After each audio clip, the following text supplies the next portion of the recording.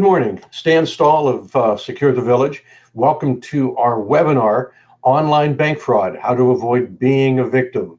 So let's see. We are, as I said, I'm the founder, president of Citadel Information Group as well. But most importantly, we've got a special guest today, Barbara Watkins of Senior Vice President of Treasury Management at City National Bank, and Barbara's on the Secure the Village Leadership Council. Say hello, Barbara. Hello, our webinar audience, and thank you all for taking the time for this very important topic this morning. Yes, I work for City National Bank. I'm a Senior Vice President in Treasury Management, and what that all means is we help companies manage their working capital. We help companies secure their assets by making them aware of what's happening in the cyber fraud space so they can better protect themselves.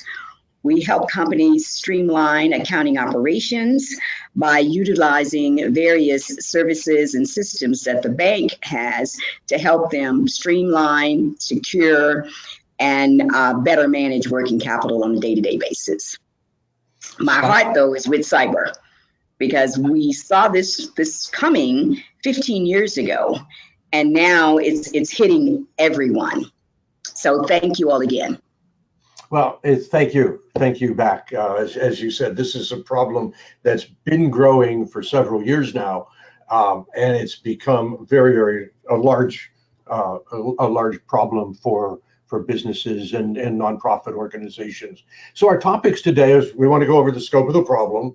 We want to talk about how cyber criminals get you to give away your money, because that's fundamentally what they're doing. It's your money and you're giving it away. We'll talk about the warning signals, and most importantly, we'll talk about the things you have to do. Management controls, ways to work with your bank, ways to work with law enforcement, and ultimately, as we've been saying in every one of these webinars, and it's so true, it's adapting the culture to this new normal. That's the whole mission of Secure the Village, that everybody's got to be a player in helping an organization, helping society in general, helping families, all of us, everybody's got to do their part. And a critical piece of this is the whole subject of online bank fraud. So before we jump to that, just a little summary of the first two webinars. And again, what's the objective? Manage information risk. Why? Because it leads to business risk.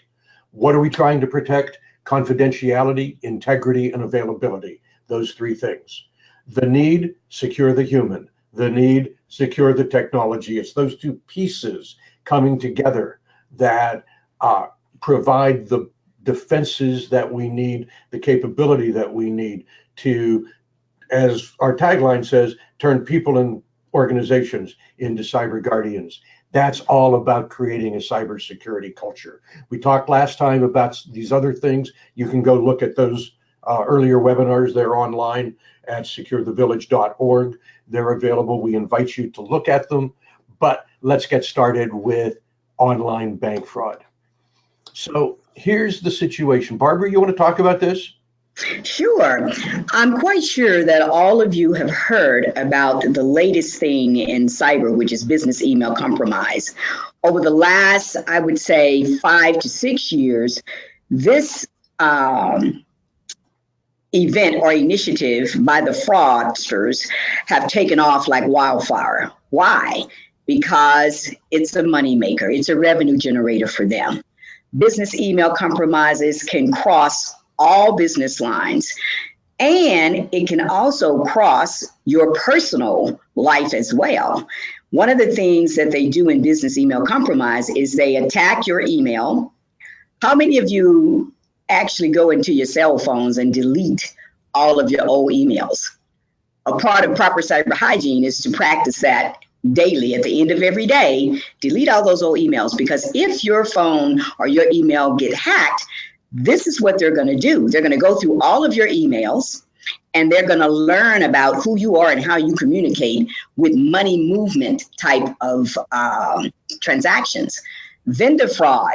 Vendor fraud has really taken off, where they send you an email basically saying, this is vendor XYZ and we've changed banks, so please update your wiring instructions. And what do? You go in, update your wiring instructions because you think this is a legitimate email from your vendor. The next time you get ready to pay that vendor, you pay that vendor at the new instructions. And then a couple of days later, the vendor says, well, where's our payment? Well, I paid you. Well, we didn't get the money. So here we go with all the research that needs to be done to try to figure out where did the money go. So another control I think that businesses need to put in place is, number one, who can go in and make payment instructions changes to a vendor profile? Is that one person, or will it require two people? How do you validate that that vendor actually sent you this email? You know, so many people don't like to talk to folks anymore. Everybody wants to email and text. Well, now you're going to need to pick up that telephone and actually call the vendor's number that you have on file in order to make sure that they gave you legitimate new payment instructions. You know, it's really up to each one of us to practice proper cyber hygiene with our email accounts to make sure that we get rid of the old emails. Cool. And so let's go on to the next slide as well, Barbara, and because it's the other side of it. These emails are either going to come from your vendor or they're going to look like they are coming from your CEO. That's this next illustration. I think this is really an email that people act when they get instructions from the CEO of a company, especially if that CEO has the type of culture where when I say do something, don't question it, just do it. And sometimes the fraudsters will do reconnaissance on a company to see what kind of culture they have at the top. And if that company has that type of culture where you don't question the CEO or the CFO, then they're going to go in, they're going to attack. If they send that executive assistant or whoever has control of wires, if they send them an email that looks like it came from the CEO, which they've hacked the CEO's calendar and they know the CEO is traveling, then they send that email and voila, $40,000 is gone.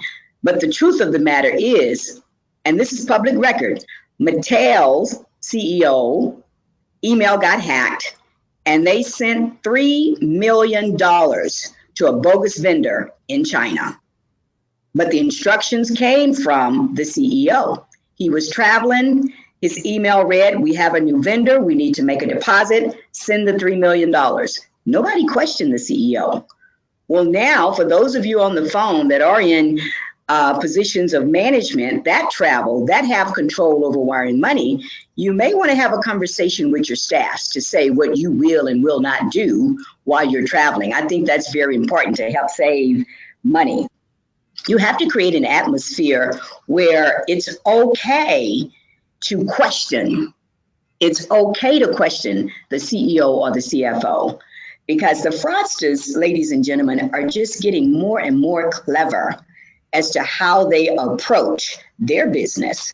They're in business to make money just like we are, but their money is tax-free money. So they're even more diligent about what they do and how they come after us.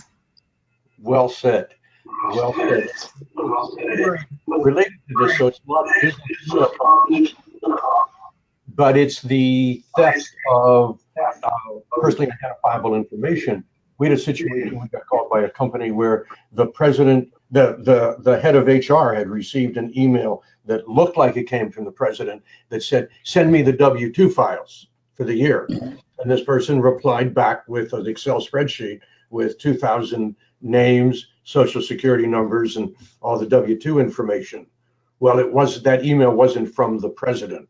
It was from a hacker who was impersonating the president. And when we sat and talked with the head of HR, she was literally in tears at having done this. But the culture was exactly what you characterized, Barbara, that when the president said jump, you didn't ask, you jumped. You know, it was like, how high? And part of that's that culture, making sure that the CEO understands that people can't rely on an email. Pick up the phone, double check, make sure. Let's go on to the next slide, which talks about the size of business email compromise. This was a study Beasley, the insurance underwriters, developed. They did a study of all the claims that they had seen over the years, the last year in 2017, and going back even before that into 2016. And as you see on the graph, claims quadrupled in 2017. You can see that growth from the first quarter into second, third, and fourth quarter. And the average loss is $352,000. And if you're a small business, if you're a nonprofit, even if you're a big business, $352,000 is not chump change. But for small businesses, medium-sized businesses, this can be fatal. You know what we have found, Stan, is just in a lot of research that I've done in the result of breaches, is a small business that has a breach that results in monetary losses in the neighborhood of $250,000 all the way up. Typically, that small business can't recover from that type of financial loss, and they end up out of business. Yeah.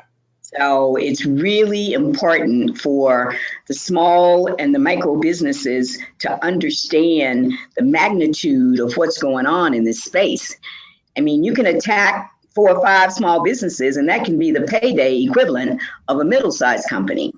Mm-hmm. But a middle-sized company may be better protected than that small business. So you're going to go after the lowest hanging fruit in the scope of the business world, and that is the small to micro-sized businesses that just don't have the wherewithal to get the right tools in place to prevent, online bank fraud. Mm-hmm. And yet, at the same time, as we'll see later in the program, we're not talking a lot of money here. We're talking a lot of attitude here. It's attitude. It's how you deal with those emails that come in. It's how you deal with helping your people understand that this stuff is real. It's the culture you create more than the money you spend. That's vital here. Oh, absolutely. Absolutely. Creating a culture of cybersecurity is really at the forefront of the message today, because if you create that atmosphere of cybersecurity and awareness, your people are going to be more prone to stop before they act when something just does not feel right or look right. Yeah, so well said. So again, how bad is it here in Los Angeles? The FBI estimates that business email compromise losses in Los Angeles area alone, what they know about, what they estimate, we're talking $5 million a month. That, if you do a little bit of math, that translates to about 500 workers a month losing their jobs. And you look at just the impact of this in the Los Angeles area, we're talking significant economic disruption brought on by business email compromise. So, and you know what I wonder? Why are the fraudsters continuing to use this to trick people into moving money? Because it works.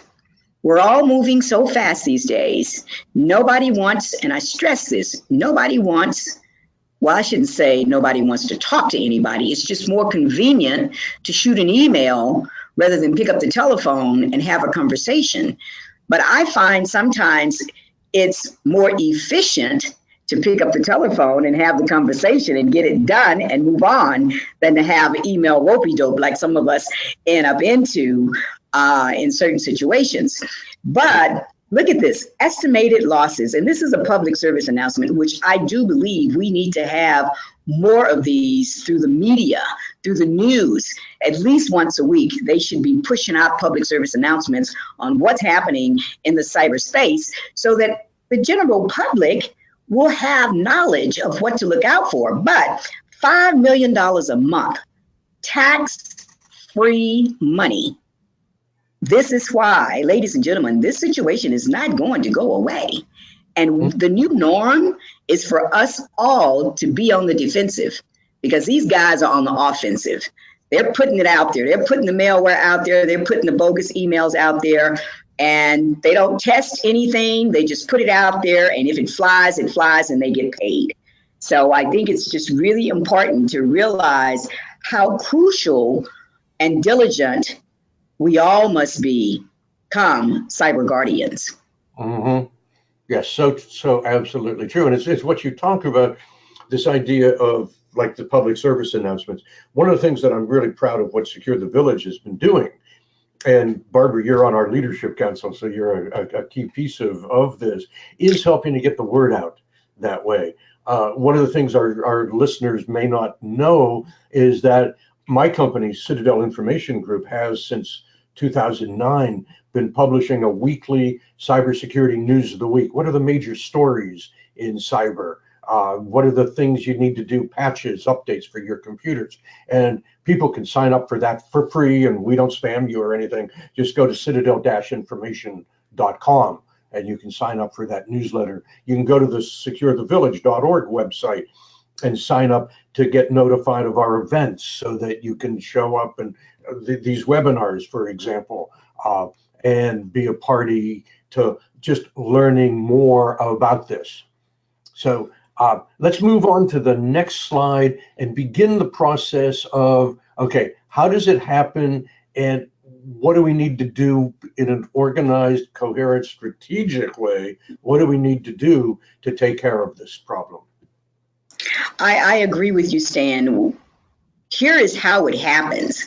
And the social engineering, the reconnaissance, the phishing emails, all of this leads to online banking fraud.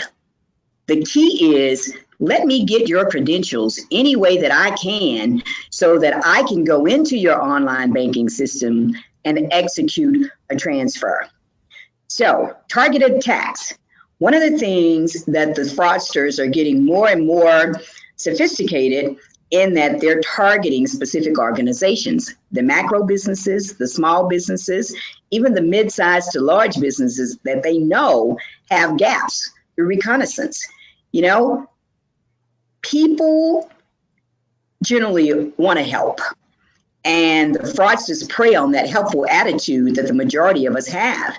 You get a telephone call, and that telephone call may be from your vendor, and it says, "We've changed banks." And of course, they call directly into your accounts payable department because that phone number is easy to find. And the person on the other end of the phone, they want to be helpful. So they say, okay, we'll change those instructions per your request. You can't do that anymore. You have to pick up the phone and call the vendor that's on your record as far as whether or not they've actually changed payment instructions. There's also various telephone scams regarding virtual kidnapping. And they're really attacking some of our more senior citizens with this virtual kidnapping telephone scam. This is why you need to even be careful as to who's taking pictures of your children while you're out. Because the next thing you know is you get a snapshot of that picture saying they have your child. Or they'll do a virtual kidnapping on a CEO. Take a picture of that CEO, send it to the head of corporate security and say, we have him. Especially if they know that CEO is on a plane for 13 hours on the way to China. So these things may seem far-fetched, but they're really not. So you have to be aware and make your teams aware of these telephone scams that are out there. I think we've all heard about the IRS. We've all heard about the FBI. People are impersonating CEOs. People are impersonating your vendors. We had a person that actually walked into a branch, had a driver's license with a client's information on it, but his or her picture. However, due to the diligence of our tellers with the signatures didn't match. So that person ended up being arrested. But if everybody's running fast, the line is very long. Sometimes, banks don't always follow, 100% of processes. And when you deviate from following that process, that's when you end up and have a situation. External reconnaissance. We had a situation, I looked at the FBI site where these hackers actually targeted who they knew to be the network administrator of this company. They also knew from the network administrator, because he liked to go out and party a little bit, drink a little bit of beer at the pub. This was in England. That network administrator talked and told these hackers, this lady hacker, that he had the keys to the kingdom, that they didn't operate their network in dual control. And he also told this person that he developed a back door into the network in case he got fired. So when you're out there and you're talking to strangers, you have to be very careful, especially if you're in a position to control somebody's network. You have to be very careful who you talk to and how much information you give out, because trust me, they know who you are, because people do talk. We all know about phishing emails. The thing with phishing emails now, ladies and gentlemen, they're getting more and more sophisticated. I bet a few of you that are on this call can probably attest to how sophisticated these emails are really getting, meaning they look so real. They look just like they came from Wells Fargo. They look just like they came from Bank of America or City National Bank. So if you're moving quickly and you don't take time to stop and slow it down, you're going to lose a lot of money through your online banking system. Stan, would you like to add anything to that? Yeah, I just, what you said about if you go too fast, we've Mark Zuckerberg and Facebook, of course, has been in the news because of the Cambridge Analytica stuff, et cetera. Their motto, if you will, is go fast and break things. And if you're looking at how do we move forward with technology to get as much as we can, as quickly as we can, go fast and break things might be a reasonable strategy. But whether you're looking to, okay, let's protect our online banking, or let's protect the personal private information of our members, you got to go slow. You got to pay attention. You got to make sure that you're not going so fast, to your point, Barbara, that you miss things. Because it's the things you miss that are going to come back and bite you here. It's not recognizing that that email really wasn't legitimate, the one that looked like it came from the president. Or maybe it is legitimate, but maybe the president's email has been compromised. You don't know. Same thing with your vendor. I mean, we've been called into situations where, in fact, a client of ours did get a business email compromise attempt from a vendor, and the email was legitimately from the vendor. Why? Because the vendor had been breached. And the vendor, the hacker, through the vendor's email, sent the email to their customer, looking now to get paid fraudulent. Again, you gotta be careful here. You can't go fast. You gotta sometimes just slow down. We know it's the 21st century. We know we love technology, but by God, this is real money that we got here. That's right. That's right.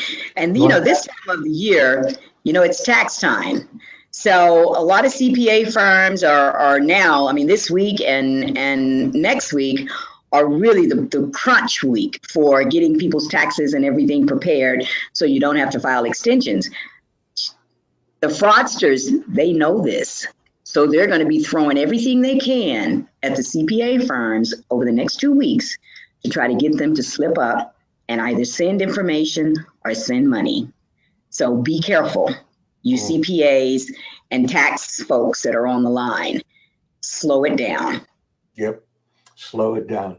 Yeah. Let's go to the next slide, which, again, how does it happen? But now the focus is on the internal threat rather than that external perspective, if you will. Right. Right. Internal threats are alive, and they always say, based on stats that I've read, is how does malware get into the system? Well, malware gets into the system by somebody either clicking on a link or opening up something that they thought was real and it wasn't real. Internal threats, poor data management. I mean, how do you manage all of your data? Is everything in one database, your client files and your corporate files? Is that all a part of one database? Roles-based access. You know, why does everybody in a company need to have access to every system? They don't. It's more of a need to know. Also, from a network perspective, there are so many networks where there's only a single control of that network, meaning the network administrator has the dual controls for your system administration, whatever systems you have, be it the network, be it your online banking, so that not one person can control the entire system. And if a hacker gets in, the likelihood of a hacker having credentials for both, very, very slim, very slim. Another thing is poor or outdated hiring and training practices. How many of you actually do national or global background checks on people?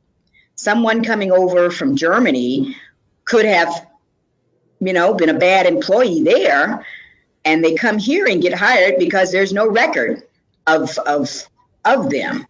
So I think that it's important to have up-to-date hiring practices as a part of training all new employees. That training of the new employees need to include cyber awareness. And that cyber awareness needs to happen at least once a year. I know some companies that are good cyber guardians. They do once a quarter, they send an email out with a reminder of all the things that the employees need to look out for. Because, you know, your employees have so many things to do, so much going on. A good reminder once a quarter is really great, or, you know, twice a year. The point is, you need to send these reminders out on how to stay safe, you know, within the company. And again, granting full access to all staff members in accounting. I remember there was a time at the bank where I had access to everything. I was so happy I could just surf the net and do what I needed to do. Well, guess what? That got cut off about 10 years ago. We went to a need to know. If you need to know this as a part of your daily job, you got access to it. If you did not, you no longer have access to it. And you know what, ladies and gentlemen? I wasn't okay with it in the beginning, but I'm okay with that. I've been okay with that.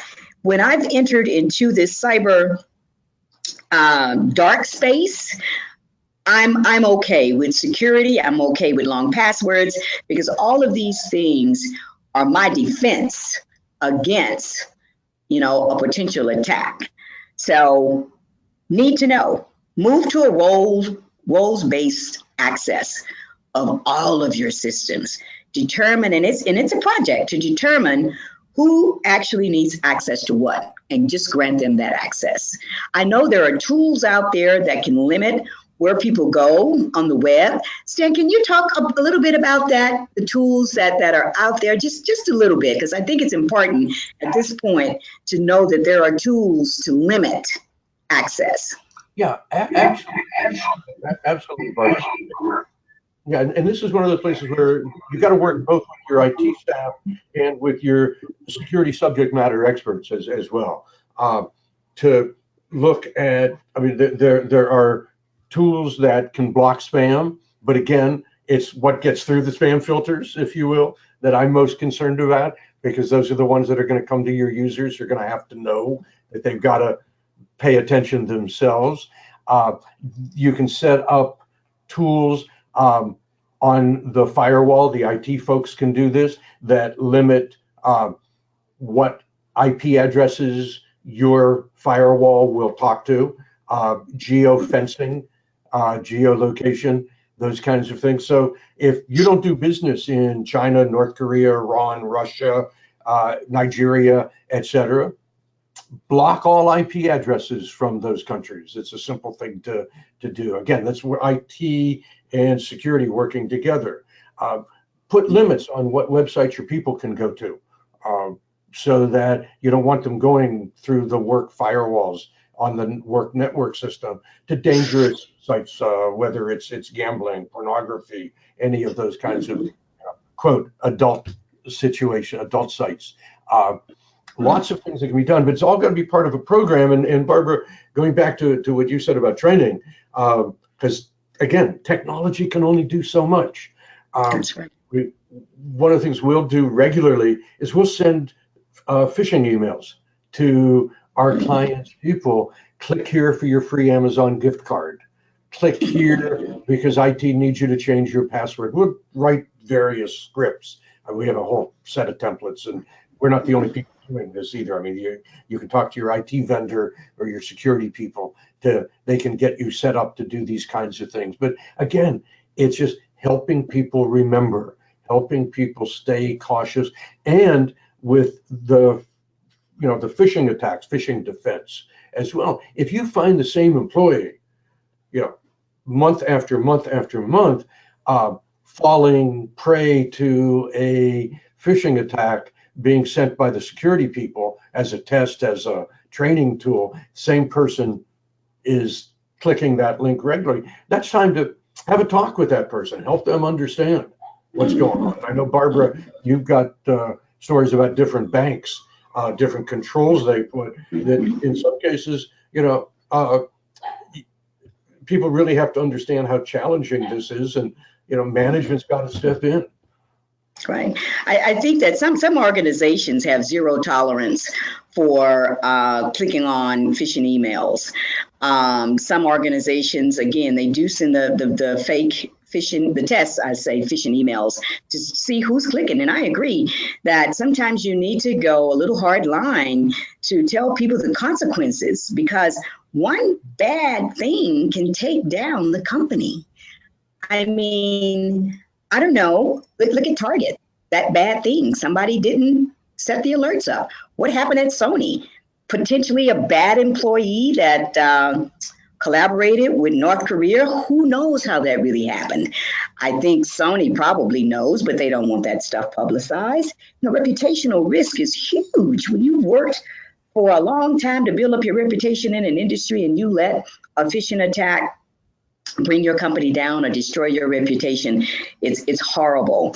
I think that more and more companies are putting consequences out there when employees continue to not follow the policies that they set forth for using the computers and using their data.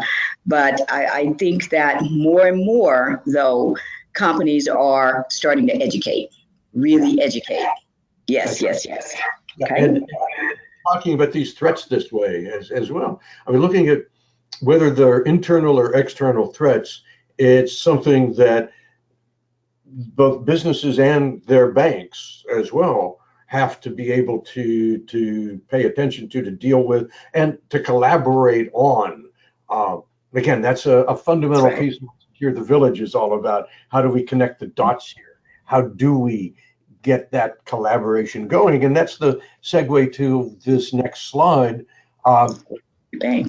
These are things that you want to talk to your bank about, so that together you're working collaboratively to block all of these business email fraud attempts. Right. Well, one of the things that most banks will do is some of them will have a security review with you. City National Bank, we do a lot of cyber awareness seminars for our clients as well as our prospects. Some of the things that our customers do to help protect themselves is they take advantage of positive pay. And all positive pay is for your check writing and your electronic transactions. You pre-establish with the bank what checks you've issued, what electronic transactions you've approved. We lock those things in, and if anything comes into your account that's outside of that barometer, we notify you, and you have an opportunity to say, yes, this is good, or no, it isn't. So that's a very proactive approach to fraud, to payment fraud. From an online banking perspective, out-of-band confirmation. I mean, most banks, I would say, have an ability to limit the IP addresses that you log on from. And if this is an IP address that we haven't seen before, then, a red flag goes up, and we may shut your online banking down and notify you to say, is this really you? Definitely, you must have dual control on wires. I would not allow a wire to go out of my company without at least two eyes on it. One, somebody that puts that wire in, someone else approves it, And if I want to go to 3 levels, I can have somebody else release that wire out of the system. Those levels of security deter the hackers from coming into your online banking system, because again, the likelihood of them getting all of your approvers credentials is slim to none. They may get one, but not everybody. Transaction and login alerts. This is for both personal and businesses. If a transaction hits the bank account above a certain dollar amount, you get an alert. And that way, if it's not a transaction that you initiated, you have an opportunity to stop it before it even posts to your account. Log on. Again, out of band confirmations on the log on. IP address logons. You know what? A lot of companies don't take advantage of their online banking's audit reports. The audit reports will help your IT people understand who's logging on to the system and what are they doing in the system. If you haven't granted Sally access to do wires, why is she trying to log on and do a wire? She shouldn't even have access to it. Periodically, you need to go into your user setups on your online banking to make sure that you haven't been hacked and you have a phantom user sitting out there. Maybe they don't want to steal your money, they want to steal the data. Bank account number is worth, I don't know how much now on the black market through the internet. Credit card numbers are worth, probably a lot of money on the internet now. Maybe not, because there's so many out there, and they're selling credit card numbers in blocks. I got 1,000 credit cards. You want to buy all of them or you want to buy half of them? So you get a volume discount if you buy all of them. I mean, these people are really, really, really taking advantage of commerce. Why not? Check with your bank on other available controls. We talked about the IP address. We talked also a little bit about behavioral analysis.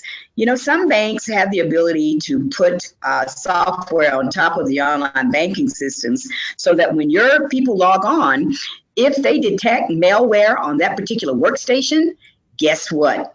We will shut that online banking system down and call the system administrators to tell them what they need to do in order to get back up online. I think that is really, really a nice tool. But just because some banks have that tool doesn't prohibit you from doing and practicing proper cyber hygiene, with your online banking systems. Critical for all of you. Get to know your law enforcement people in your neighborhood. Have coffee with them. Most stations and even the FBI, they have community service officers that can come over and talk to you about how to navigate through their law enforcement organization when you have an issue. And guess what? Because you've developed a relationship with the law enforcement folks, when you call, oh yes, that's Sally that owns XYZ company. She's had a breach. Let's get over there and help her out. Versus just trying to call out of the blue when it happens and no telling who you may get. So I think it's really worth it to have coffee with your law enforcement people once a quarter, twice a year. The point is, establish a relationship with them so that they can help you when you really need to help. Establish clear procedures to follow in the event of suspected fraud. This is crucial, ladies and gentlemen. If you have an attack, have your playbook ready. Just like if there's an earthquake, I'm hoping you all have business resumption plans. Well, you all need to have a playbook on what to do if you come under attack. It's just critical. It will lessen the amount of downtime that you have. It will help you recover a lot faster. City of Atlanta, down for a week. I wonder if they had a playbook. They may have had a playbook, but maybe never really practiced the playbook.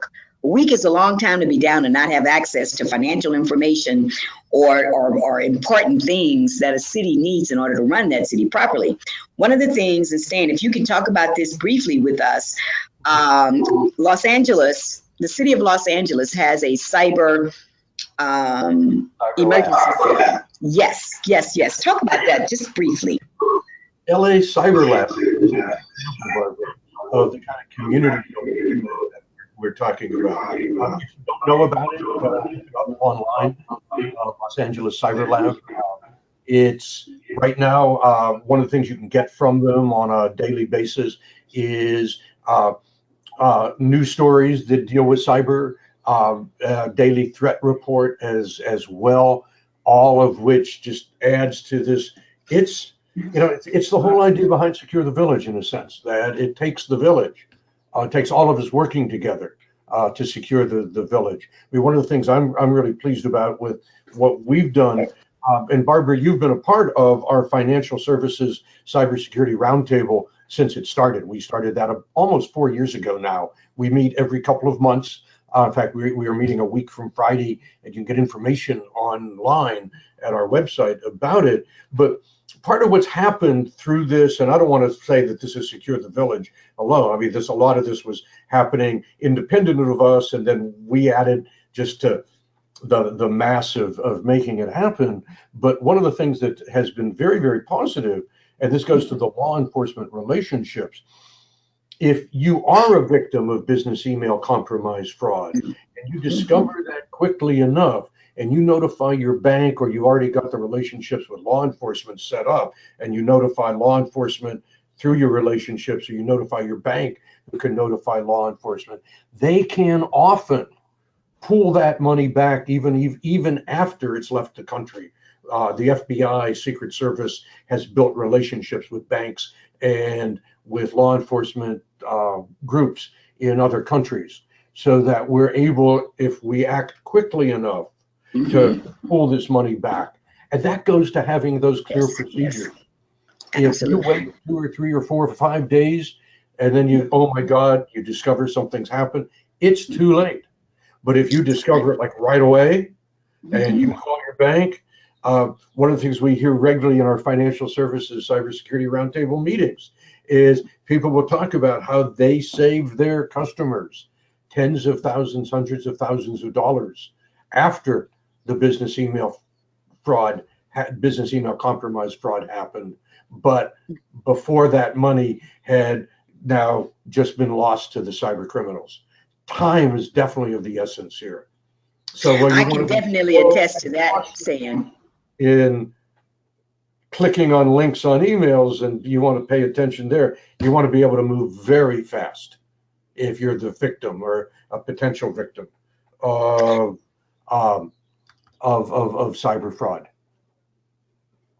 Yes, you must notify your bank in immediately, because the chances of us getting that money back, especially if it's moving through several banks and if it's moving out of the country, is very good if we're notified in a timely manner. Another thing that I found out, ladies and gentlemen, on the ransomware side, and Stan, maybe you can help me out with this one. So if your systems come under a ransomware attack, sometimes law enforcement will have the keys to that ransomware. So don't pay until you reach out. I would say don't pay, period, but I'm not under attack. But if you reach out to law enforcement, the FBI, your local law enforcement, they may have the keys to unlock your data from the ransomware people. So just be aware of that. That's why it's so important to get these relationships established with your law enforcement people.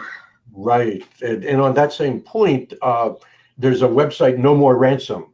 And again, you can find it on the resource kit, Secure the Village resource kit on ransomware. It's a new piece we just posted over the last week or so, with, again, a lot of the defense you want in protecting against ransomware, recovering from it, and that website dealing with law enforcement, helping law enforcement, taking advantage of what they already know is very, very valuable that way.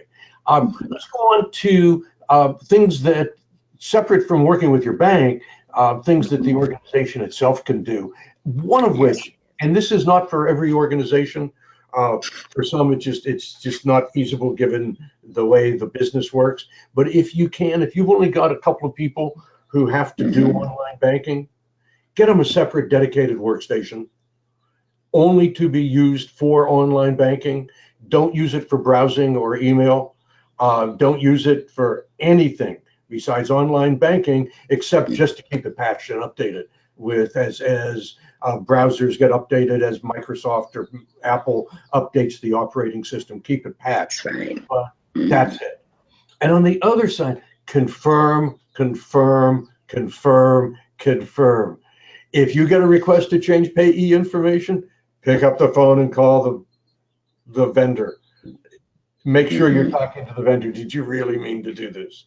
If you get a request to transfer funds, I don't care if it's from God, pick up the phone, call them, and make sure, because the money's gone. The money's gone, and so you don't want to. Oh my God, we got to do this real quickly, and now it's too late. Pick up the phone, make the phone call, right, Barbara? Right, absolutely. And you guys know that, insurance can help ease the bite a little bit, if you incur a loss. But again, even with insurance, you got to understand what's covered, what's not covered. What are the things that the insurance company can look for that can have your claim denied, such as a CEO giving his executive assistant his credentials to do things on his behalf. I highly recommend to you CEOs and business owners that are on this call, set your executive assistants up with their own credentials. And if you want to give them the level of authority that you have so they can act on your behalf, then do so. But if you share credentials with them, that's not a good business practice, and your insurance claims can be denied because you're sharing passwords. That's just, those are rookie mistakes. So don't make the rookie mistakes. Yeah, exactly. Don't make rookie mistakes. Yeah. No, we're in the big leagues here. The cyber criminals are definitely in the big leagues, and that takes us to kind of the next point on all of this. I mean, ultimately, we've talked about this throughout the hour, that we're in some ways talking about culture. So let's spend a few minutes talking about what that really has to look like. Enlist the support of your board. Cybersecurity and cybersecurity culture really starts at the top of an organization. If your middle managers and your other colleagues see the importance of cybersecurity through the eyes of your board or your CEO, then they will be more adept to following the policies that you set forth. If there's an educational program that's going on, make sure that some of your senior managers attend those educational programs, because sometimes employees take on the role of, or the attitude, well, my manager's not coming, so why should I? Especially when you don't make it mandatory for them to attend. So it's really important for senior management to be involved to help the board and the executive management team create this culture, basically, of security. And this is a non-negotiable, I believe, in order for your companies to survive. Because guess what, ladies and gentlemen, this is not going to go away. It is just going to get worse. They're trying to hack our power grids, and they're trying to, hack our telephones, our telecommunication systems. That is just horrible. They're not going to stop. One of the things, I read a statistics out of Tech Republic magazine, that only 1% of the major media companies in the United States are very confident in their ability to deal with a cyber attack. 1%. That's horrible. Unacceptable. So hopefully, our media companies are getting it together on the cyber front. Hopefully. Yes. We shall see. But what you'll say about the board, Equifax is a good illustration of that. I mean, that's not business email compromise. That was the loss of information on 150 million of us. But the board seemed to be AWOL on cybersecurity matters. The board has their own website at Equifax. Not a word there about their moral, ethical obligation to protect the information of the consumers, but a lot of language on their website about increasing shareholder value. Well, in fact, because they weren't looking at the privacy needs, in fact, shareholder value has fallen at Equifax, and that's the reality here. Boards have got to get more and more involved. Fortunately, in some ways they are. We're seeing more board participation. But if you're in a small and medium-sized business, that's often not the board so much as it's the owners of the business, the senior management of the business.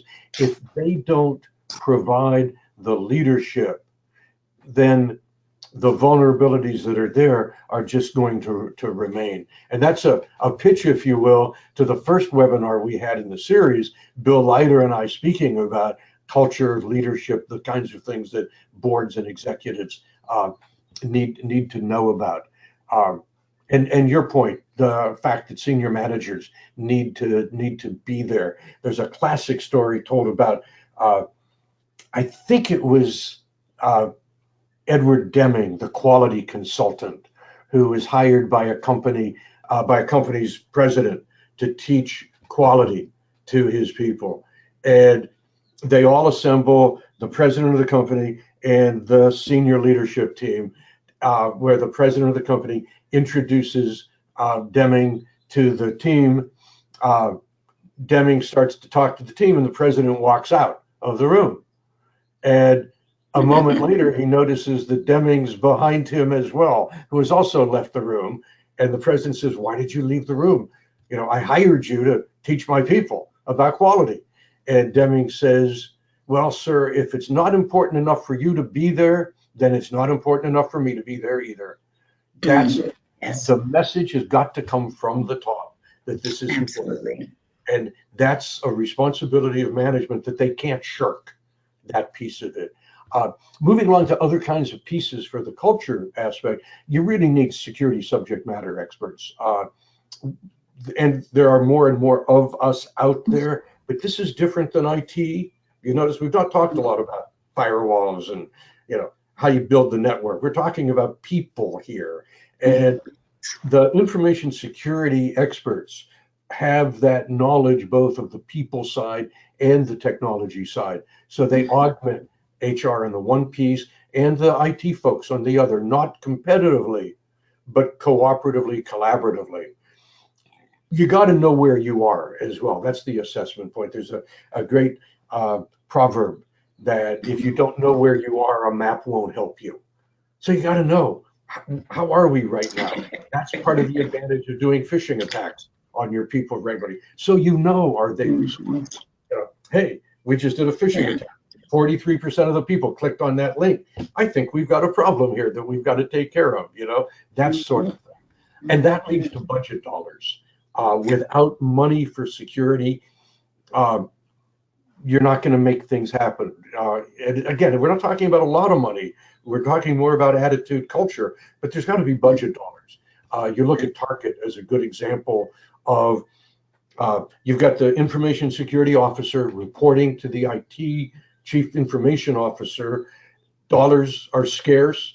The IT bucket only has so many dollars in it that have to be split between keeping the cash registers going and having people who can analyze firewall alerts. And it's Thanksgiving, the beginning of the holiday season. Where's budget dollars going to go? It's going to go to keep the cash registers open, because Target knows every second the cash register's down, it costs us X dollars, whatever X happens to be there. Right. They don't know what it means if the security folks don't have resources to analyze the firewall logs. So the firewall logs don't get reviewed, don't get analyzed. Voila, Target gets breached. That's the kind of thing we're talking about. With that recognition, this last point, that IT management and information security are really different. They're different disciplines. There's a lot of overlap, but they're not the same. Barbara, you want to make some other points on this? Or You know, I really do think the budget dollars really boils back to the support of your board. And if the board is willing to fund protection, then they're very serious about cybersecurity. If they're not going to give you the budget dollars to protect the assets of the company, that's a major issue. And I don't know, and this is just my own opinion, if I would be willing to stay with a company that didn't take this seriously, because if you're IT and you're a two-man shop and something goes down, guess who they're going to blame? Yes. You. Yeah. And even though you've asked for everything and it was denied, but at the end of the day, cybersecurity, they feel, the management team may feel is your responsibility. I believe the CFO of Target lost his job because IT reported to him. The CIO of Sony lost his job. Mm-hmm. And I do agree with Stan. Information management and IT security are two different things. And I don't think they should be reporting up to the same person. So from a structural and organizational structural perspective, folks need to look at that. And I know small to medium-sized companies that contract out IT still need to have an information security specialist as a part of their team. That's what I do truly believe that's a best practice for any business. Yeah, absolutely. Well, we're coming up to the top of the hour, so let's move on to the next slide, which is our assignment for you. We don't want you just to listen to this and go away like, happy. Wow, I just, sat in on a cybersecurity webinar. No, we want you to actually do things. So here they are. Barbara, you want to jump in? Yeah, sure. I'll jump in. So if you can, implement a dedicated workstation for your online banking. And this workstation is not used for anything other than online banking. You must have implement voice confirmation for wires over a certain dollar amount. Payee name changes. Keep your vendor databases up to date so that when you make that phone call to the vendor to validate or verify that they want you to change payment instructions, you have the right contact information. Share less. Implement a need to know basis for your company. Why would accounts payable need to know what's going on in your investment department? They probably wouldn't. Why would accounts receivable need to know what's going on in accounts payable? These are two separate functions. Have a conversation with your banker. Take advantage of the security services that they offer. One of the things that most banks are doing, again, is putting software on top of their online banking system to help detect malware that may be on one of your workstations. And when you get that phone call, I would say take that call very seriously, even though your IT people may not have detected what we detected. So take that call seriously and cooperate with your bank. Understand the controls to help you limit fraud. Within your online banking systems, you can have up to 3 individuals responsible for getting money out of the company. You can also, and that's on the wire side and the automated clearinghouse side, those electronic transactions that are becoming more and more beneficial for companies to do versus a wire because of the cost associated with wires versus ACH items. Where's your playbook? Plan what you're going to do if fraud is suspected. Who do you call first? What do you do? How do you notify your clients? And make sure that your bank, we City National Bank, because of some colleagues that we have great relationships with local law enforcement, with city law enforcement, with the FBI, with the CIA. We keep those relationships going so that if we need to call on them for something urgently, we have their contacts and they know who we are. And I think it's critical to attend Secure the Village's Financial Services Roundtable. Very educational for business owners, for CEOs, for managers, for basically, as well as financial institutions. This organization is a wealth of knowledge, a lot of different people with different knowledge bases that can help you defend your networks and defend your personal information as well. Stan, you want to add anything to that? Yeah, just first, thank you for Secure the Village. Absolutely. All of what you said. And these are things like right away, get them done, do them. These are not owners. They don't take a lot of time. What they do is they take a lot of concern, and we invite you to be concerned. It's your money we're talking about protecting.